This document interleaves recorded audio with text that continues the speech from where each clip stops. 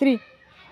তো গাইস যারা বলেছে না কেওড়ার মতো, তো সেই হলো, এই হচ্ছে কেওড়া। এটাই হচ্ছে সেই কেওড়া। এর ফুল এখন শেষ হয়ে গেছে, ফল এসে গেছে। এই কেওড়াই খেতে হয় টক করে। তো এটাই হচ্ছে বনে হয়, যেটা দেখতে পাচ্ছেন এই হচ্ছে সেই কেওড়া। তো যে কেওড়ার মধু হয় এই হচ্ছে সেই কেওড়া গাছ। এরকম থোকা থোকা হয়, এটাই টক এবং ন্যাচারাল যে ফল একদম।